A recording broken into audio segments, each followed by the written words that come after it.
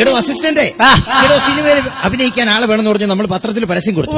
ആരെങ്കിലും ഒക്കെ വന്നിട്ടുണ്ടോ? ഒത്തിരി പേര് വന്നതല്ലേ? ഒത്തിരി പേര് വന്നിട്ടുണ്ടല്ലേ? സമയം കളാതെ ഓരോരുത്തരെയായിട്ട് ഇങ്ങോട്ട് കടത്തിവിട്.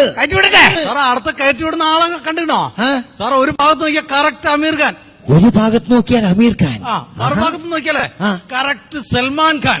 ഒരു ഭാഗത്ത് അമീർ ഖാൻ, വേറൊരു ഭാഗത്ത് നോക്കുമ്പോ സൽമാൻ ഖാൻ. ഇവനെ ഈ ഭാഗത്ത് നിന്നല്ലാതെ നമ്മൾ നേരെ നിന്ന് നോക്കുമ്പോ എങ്ങനെയുണ്ട്? നേരെ നോക്കുമ്പോഴേ ഒരു കാട്ടുമാക്കാനെ പോലെ. എന്നാലും കുഴപ്പമില്ല, അവസാനം ഒരു ഖാൻ വരുന്നുണ്ടല്ലോ. വരാൻ പറ. കടന്നല്ലേ എന്റെ അമ്മ, പാണ്ടിലോറി പോലെ കടന്നല്ലോടോ. വയ്യ.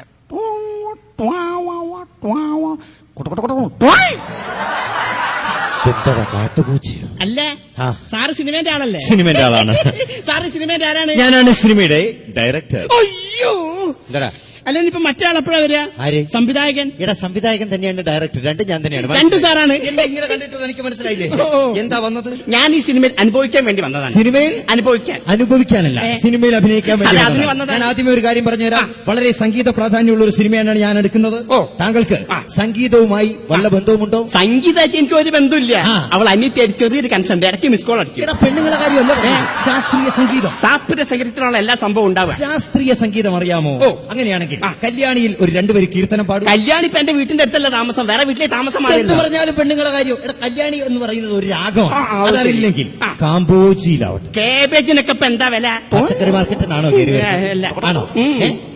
എന്തെങ്കിലും നിനക്ക് അറിയുന്ന രാഗത്തിൽ ഒരു രണ്ടുപേര് ശാസ്ത്രീയമായി കീർത്തനം പാടും. സാപ്രിയായിട്ടല്ലേ? പാടൂ. അടിപൊളിയെ കേട്ടോളി.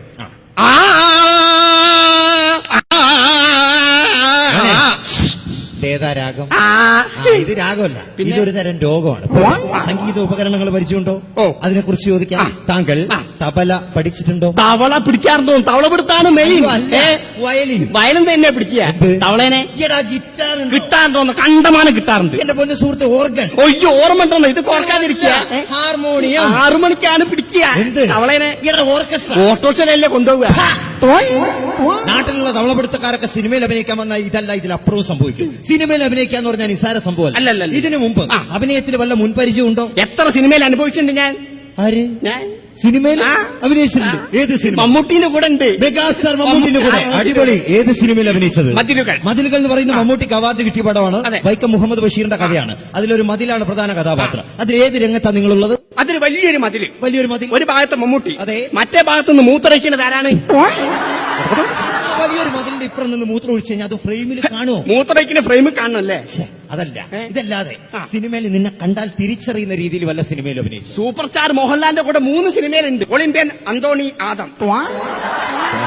ഇതിന് ഞാനുണ്ട്. ഏത് രംഗത്ത്? ഇതിന് വലിയൊരു മോർച്ചറി. ഒരു മോർച്ചറി. മോഹൻലാൽ ഇങ്ങനെ കയറി വരുന്നു. പോലീസ് ഓഫീസറാണ് മോഹൻലാൽ. മോഹൻലാൽ ഇങ്ങനെ കയറി വരും. ഒരു 12 ശവപ്പെട്ടി വെച്ചില്ലേ? 12 ശവപ്പെട്ടികൾ നിരത്തി വെച്ചിട്ടുണ്ട്. ഇതിൽ 11ാമത്തെ പെട്ടിയിൽ ആരാണ്? ഞാനാണ്. നീയാണ്? എങ്ങനെ മനസ്സിലാവും? ഞാനൊരു വിരല് പുറത്തേക്കിട്ട് ഇങ്ങനെ അനക്കി കാണിക്കുന്നു. അത് ശരിയാണ്. ശവപ്പെട്ടിനുള്ളിൽ കയറി കിടന്നിട്ട് ഒരു വിരല് പുറത്തേക്കിട്ടത് കൊണ്ട് നീയാണെന്ന് തിരിച്ചറിയാൻ കഴിയില്ല. ഇതല്ലാതെ സിനിമാ രംഗത്തേക്ക് കടന്നുവരാൻ സവിശേഷമായി വല്ല കഴിവുകളും തനിക്കുണ്ടോ? വേറെയോ? വേറെ ഞാൻ സിനിമയിൽ കൊടുക്കൂ. എന്ത് കൊടുക്കും? നടന്മാർക്ക്. അല്ല, നടന്മാർക്ക് വേറെ ആൾക്കാർ ബാക്കിൽ നിന്ന് കൊടുക്കില്ല. വസ്ത്രങ്ങൾ കൊടുക്കും. അതല്ല, ബാക്കിൽ അല്ലാന്ന് ബാക്കിൽ നിന്ന് കൊടുക്കില്ല. ഡബ്ലിംഗ് കൊടുക്കൂല വേറെ ആൾക്കാർ. ഡബ്ലിംഗ് അല്ല, ശബ്ദം കൊടുക്കുന്നതല്ല. പറയുന്ന പേരാണ് ഡബ്ബിംഗ്. അത് കൊടുക്കൂ. മനസ്സിലായി?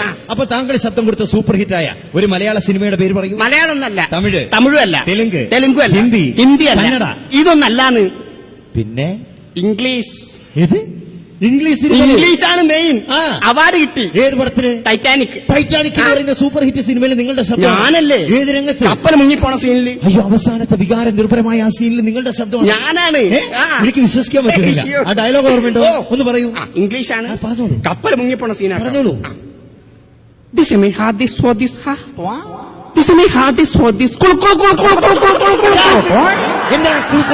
ഇത് കപ്പൽ വെള്ളത്തിന് മുങ്ങുന്ന സൗണ്ടാണ്. ഇതിൽ ഇംഗ്ലീഷ് എവിടെ? ഇത് ഹിന്ദിയിലായാലും ഇംഗ്ലീഷിലായാലും കപ്പൽ വെള്ളത്തിൽ കഴിഞ്ഞാൽ കുളുക്കുളു കുളുക്കുളു. ഡബിംഗ് വേണ്ട. ഡബിംഗ് അല്ലാതെ വേറെ വല്ല കഴിവുണ്ടോ? വേറെയോ? കഥ. കഥ എഴുതും. നീ കഥ എഴുതും.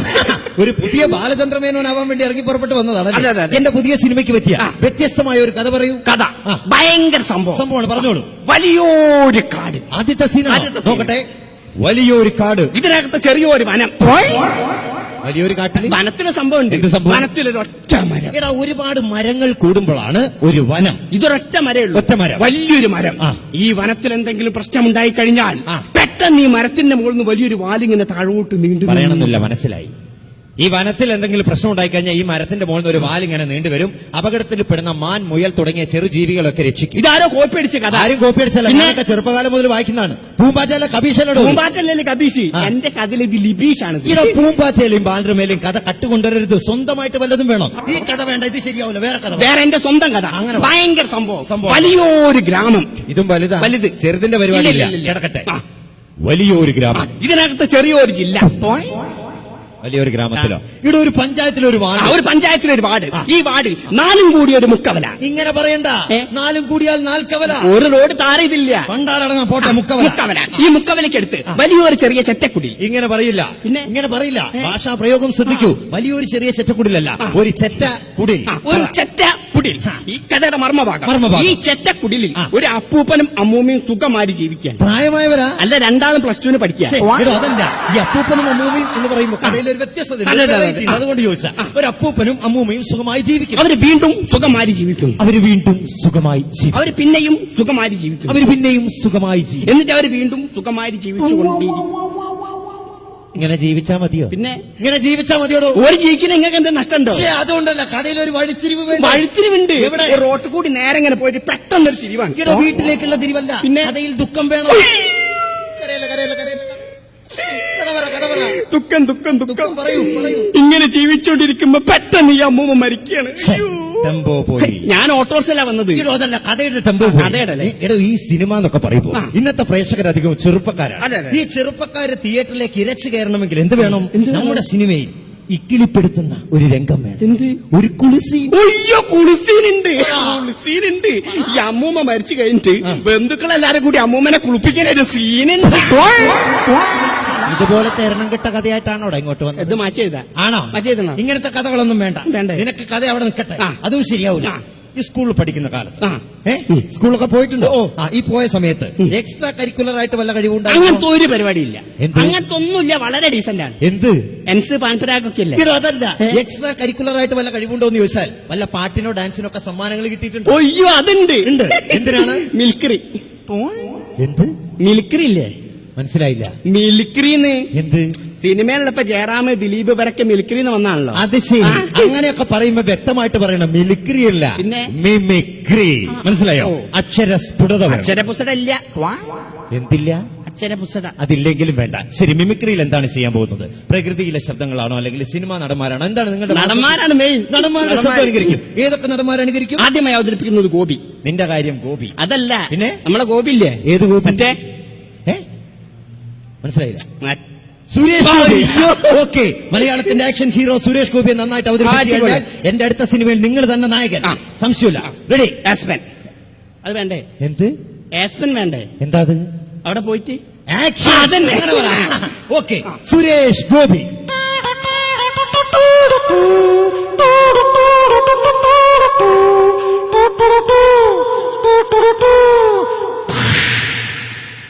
പുല്ലേ. എന്താണോ? പെട്ടെന്ന് കോച്ച് പിടിച്ചുപോയി. ഡയലോഗ് പറയൂ. പുല്ലേ, എന്റെ അപ്പച്ചനെ കുത്തിമറത്തിയത് ഏത് മോനായാലും അവനെ കൊല്ലും ചാക്കോച്ചി, വെള്ളം മോന്തും ചാക്കോച്ചി, കുക്കു കുക്കു തീവണ്ടി, കൽക്കത്തിന്നും തീവണ്ടി, പൂജിപ്പായും തീവണ്ടി. ഇതെന്താ? നമ്മളെ നാട്ടിൽ ഇങ്ങനെ അവസ്മാരം ഇളകി കഴിഞ്ഞാൽ താക്കോലെടുത്ത് കൈ കൊടുക്കും. അങ്ങനെയാണ്. സുരേഷ് ഗോപിന്റെ കയ്യിൽ എത്ര താക്കോല് വേണം? മിണ്ടരുത് നീ. സുരേഷ് ഗോപിയുടെ കയ്യിൽ താക്കോലോ? തീരെ ശരിയായിട്ടില്ല. വേറെ ആരാ? അടുത്തതായി മോഹനൻ. ആര്? മോഹനൻ. അങ്ങനെ ഒരു നടനുണ്ടോ? നരസിംഹത്തിലില്ലേ? മോഹൻലാൽ. മോഹൻലാലിനെ അടിപൊളിയാ. സത്യം. ഫിഗറുണ്ട്. ഓക്കെ, മലയാളത്തിന്റെ സൂപ്പർ താരം മോഹൻലാൽ. ഇതാണ് എപ്പോഴും പ്രശ്നം. എന്താണോ? അതല്ല, മോഹൻലാൽ ഏത് ഭാഗത്തെ ചെരിവ്? ചെരിച്ചു വെച്ചോണ്ട് അന്നപ്പം മുതൽ തുടങ്ങിയ സംശയം, ഒടുക്കത്തെ സംശയം. മോഹൻലാൽ കാണണ്ട മോഹൻ.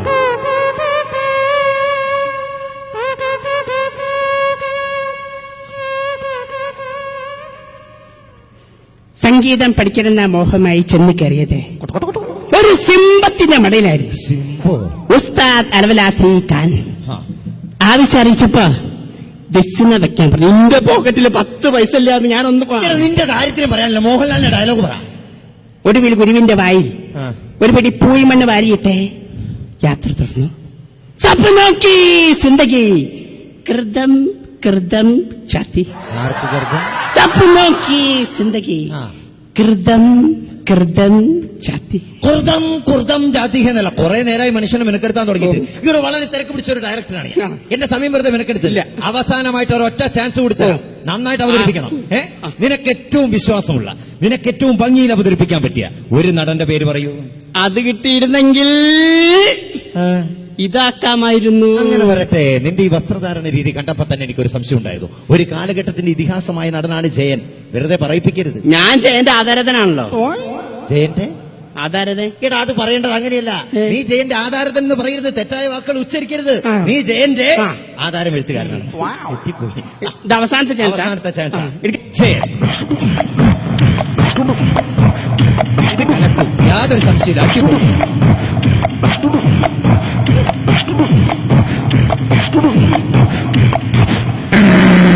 ആക്ഷൻ കണ്ടാൽ തന്നെ ഇതാ കോരി തരിക്കുന്ന എനിക്ക്. അടിപൊളി.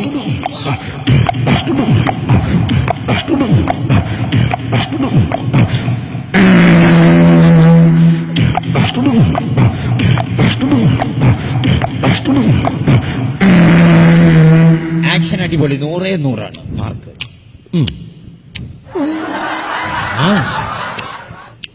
വരട്ടെ. ഡയലോഗ് പറയൂ, ഡയലോഗ് പറയൂ. എടാ ജയന്റെ ഡയലോഗ് പറയടാ. എടാ ജയന്റെ ഡയലോഗ് പറയാൻ. ഒന്നുകിൽ ആക്ഷൻ അല്ലെങ്കിൽ ഡയലോഗ്, രണ്ടും കൂടി പറ്റത്തില്ല സാറേ.